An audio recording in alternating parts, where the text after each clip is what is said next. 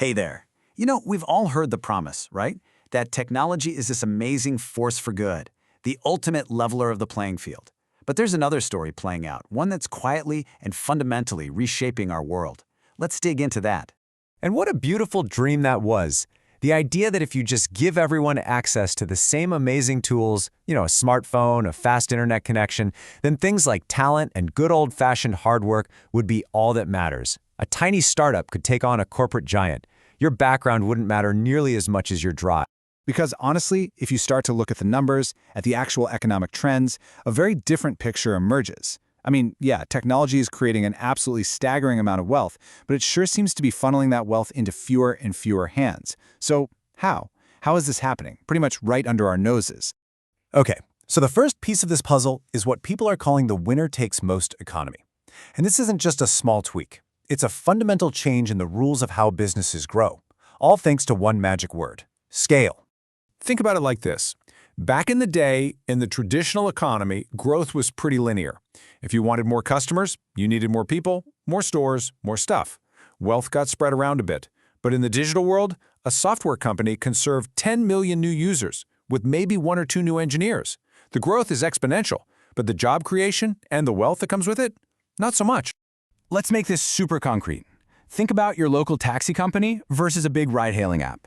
The taxi company supported a whole local ecosystem. Dispatchers, mechanics, drivers, that money circulated right there in the community. Now the app does the same job, but it extracts all that value and sends it off to a small central office and to shareholders who could be anywhere in the world. The local economic engine just gets hollowed out. And that's exactly what we mean by a winner-takes-most economy. A tiny number of platforms or companies can just dominate a huge chunk of the market and suck up almost all the profits, leaving very little for anyone else. All right, next up, let's talk about automation. We hear all this stuff about robots taking our jobs, but the reality is actually way more specific, and it's creating a really dangerous gap right in the middle of our job market. This right here is the absolute key. Automation isn't coming for every single job. It's laser-focused on tasks that are repetitive, predictable, stuff that you can break down into a simple set of rules. It's not replacing creativity, it's not replacing complex, hands-on manual work. It is replacing the routine stuff stuck in the middle. So what happens is you get this polarized job market. At the very top, you have the high-skill, creative, strategic jobs that are actually made better by technology.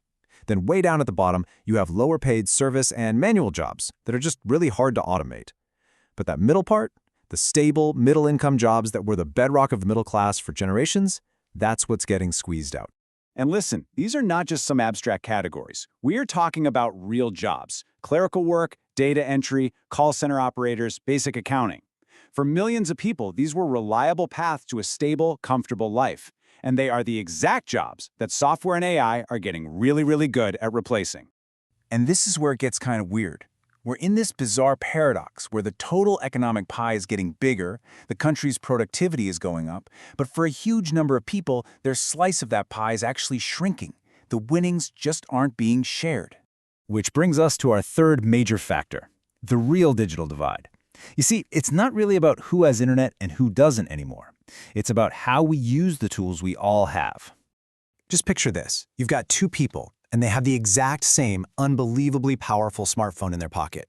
Person A uses it to consume, scrolling through social media, watching videos, just passing time.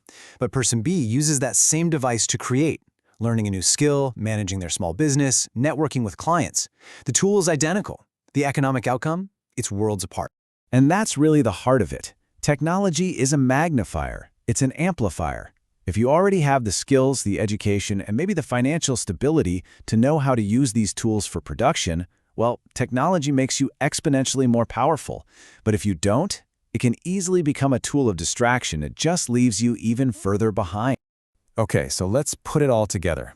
We've got winner-takes-most markets, we've got a disappearing middle class, and we've got technology acting as a skill magnifier.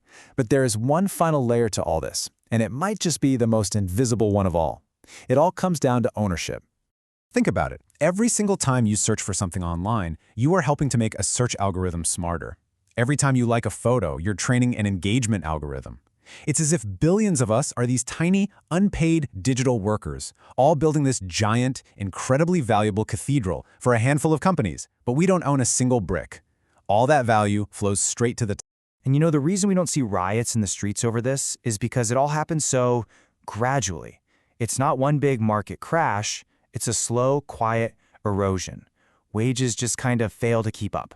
Jobs disappear one by one. And it becomes so easy for people to just blame themselves, right? To think, ugh, I just didn't learn the right skills, or I guess I just didn't adapt fast enough. This really shifts the whole conversation. It suggests that success in this new economy isn't just about how hard you work anymore. It's about your starting position. Do you already have the capital to invest? Do you have the skills to leverage these new tools? Your position in the system suddenly matters more than ever. Now, after hearing all of that, it's pretty natural to feel a bit down, and maybe even to start seeing technology as the big villain in this whole story. But I think that might be missing the real point. See, the technology itself is just a tool. It's neutral. A hammer can build a house or can tear one down. The real questions, the ones we have to start asking, are about the systems we build around the technology. Who gets to own these incredibly powerful new platforms? Who is setting the rules of the game? And who really is benefiting from the incredible wealth they generate? Because simply throwing more powerful tools at a problem won't magically fix deep economic and social divides. Tools, no matter how amazing they are, they just don't create fairness all by themselves. It's the rules of the game that matter. The kind of education we prioritize, the policies we put in place around ownership and competition, that's what will decide if technology leads us to a better, more equitable future or a much more divided one. And really, that's the ultimate takeaway here. The goal isn't to be anti-technology.